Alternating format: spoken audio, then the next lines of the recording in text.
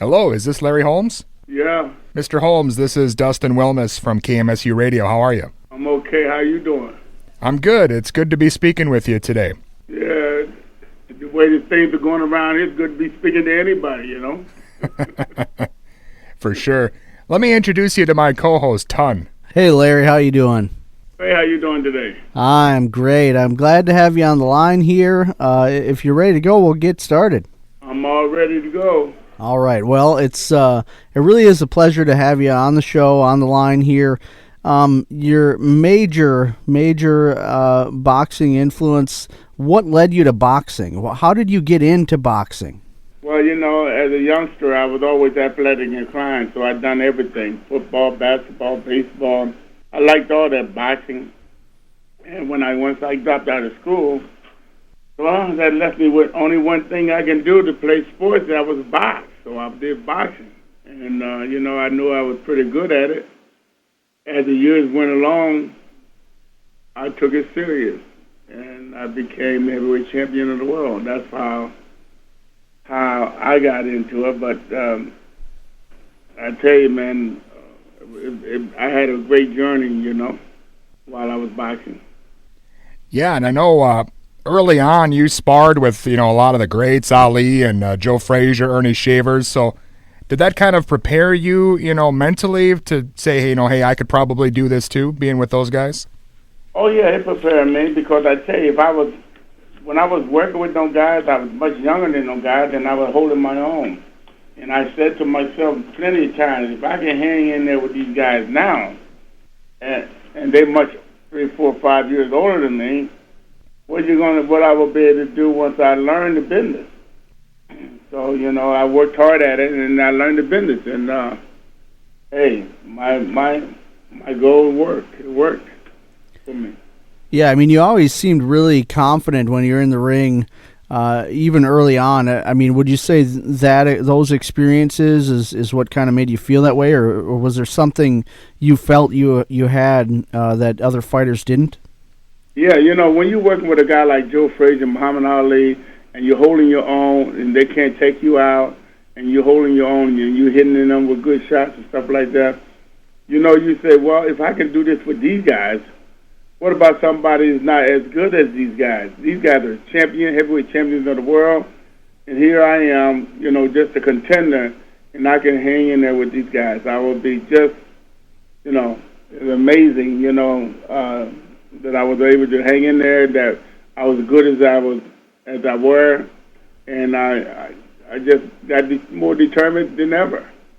Well, and of course, you eventually were in the ring with Muhammad Ali, and I know it was the end of his career, but still, being there when you were younger, was that kind of, nerve-wracking for you, or were you kind of indifferent about being in the ring with him? I was happy. I was happy as a sissy in Boys Town. I was real happy that I was able to get in the ring and box with Muhammad Ali. He gave me a black eye the first time he worked with me, that I worked with him. And guess what? I didn't let him put no ice on it or nothing, because I wanted to show it off. I was proud to say that I was working with Muhammad Ali, one of the great fighters of all time. People didn't believe me, even when I was in the amateurs and stuff, and I went into the Olympics, and I was I was telling the guys that I worked with Muhammad Ali, they didn't believe me. I had to send home for my pictures, man, just to show them that I was working with Muhammad Ali, and he gave me a black eye. The black eye was funny to me, but it wasn't too funny. Then they said, well, he beat you up. I said, well, you say whatever you want, but we had a good time, and I got to work with the greatest fighter of all time. Yeah. Well, and it seems like during that fight, it kind of seemed anyway that you almost felt bad that you punished Ali a bit in that last fight. Is that the case? Oh yeah, I wasn't too happy about the fight because I knew, after you work with a guy for 4 years, you kind of know him, what he's going to do when he's going to do it, and that's what happened to me. I knew what he was going to do, and people say he was over the hill and whatnot, but he was not over the hill when I fought him. I mean, if you was talk about 38 or 27 or 36 or whatever he was over hill, and he was over the hill. But I watched him, I knew him, and he still had a lot going for himself. I had my guys spying on him and stuff, watching him train, and they was telling me what he was doing and how he was doing it, how he was looking, how his weight was coming down, and they was telling me, you know how everybody got spies, so I had some too, and I knew exactly what he was going to do. There was no change in the days that I worked with him. Well, and of course, you were a heavyweight champ for, I think, 7 years or more. And obviously that was at a time when there were a lot of top heavyweights. So, I mean, how do you explain, being able to keep the belt on you for that long? And do you think anyone else could ever maybe even match that nowadays?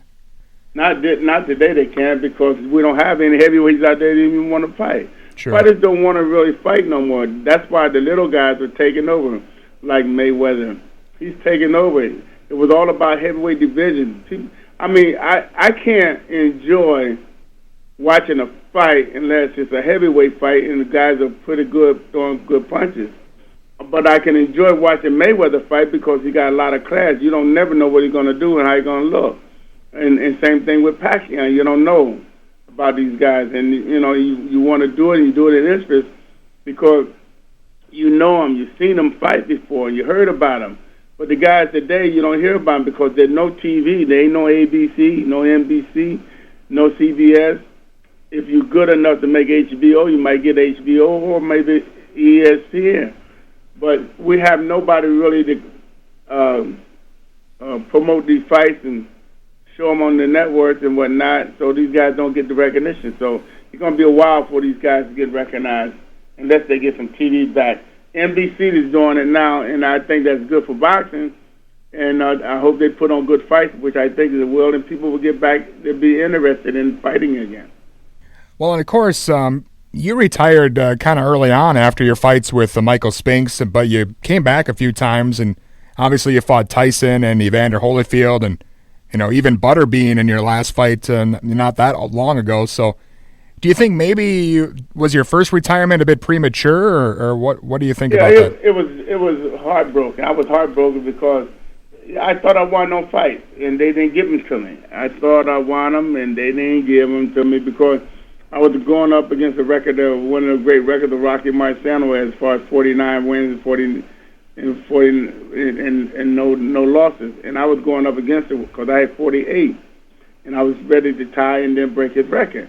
But there was so much political bullshit around, they didn't want me to do that. So they played the game. So, I got mad and I quit. I came back and did it again. They did it, and they took it again. So I quit again, Then I decided just to do it to make some money, just to be happy because I still had it. I still liked it. And, because boxing was good to me. I said, well, I just do it to make some money. And the money that I make, I will give it to my family and my friends. So that's what I did. Yeah, I mean, you really had some great fights. Many experts even would say that you're one of the best heavyweights of all time. And I guess as a guy who's faced all the greats, really, who would you say has been one of your toughest fights?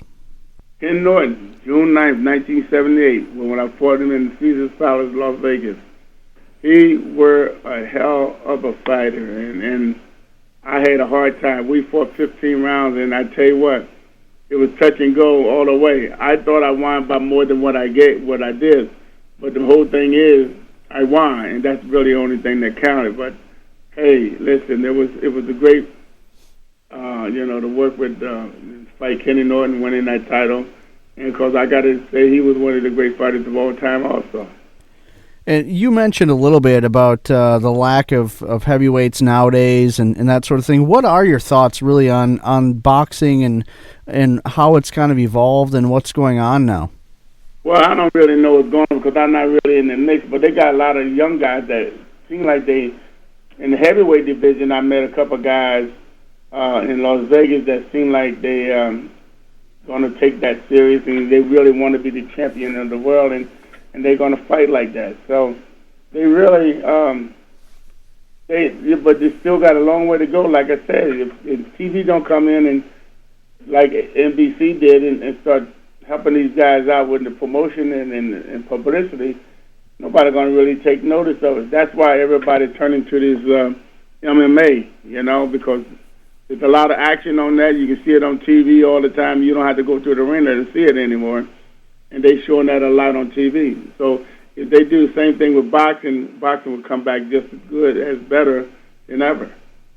Well, and of course, after you left boxing, you really were pretty successful outside as far as your business ventures and whatnot. And another interesting thing I think is you did a lot of singing and kind of released some music. And how did that come about, I guess? And is that something that people can get maybe on your website, or where can we find that? Yeah, you can find it on my website. You know, I got a song called New Day. I was going to put it out, but I didn't do it. Because the band guys was, you know how them guys are when you with a whole bunch of guys every day and they get to doing some things that are wrong. You don't want to be bothered with them. But yeah, we did that, and I enjoyed doing it.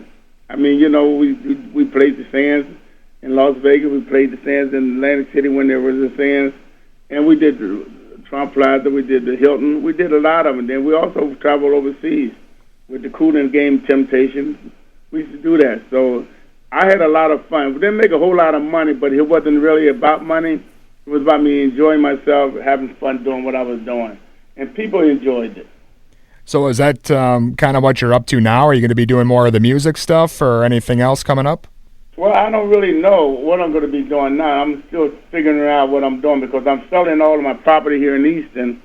I sold my gym and I sold my nightclub. I sold the building that I built, you know, next to that. And, you know, I want to downsize on my house. And then that's what I'm doing, downsizing. And just because I'm 65 years old, I ain't no kid no more, so I can't do the things that I used to do. But I'm still out here hanging, and I'm going to figure something out eventually. Yeah, well, I'm sure whatever you decide on, it'll be successful. And we want to thank you again for being on with us, Larry. Hey, you're quite welcome, man. All right, have a good day. You too, bye. All right, bye-bye.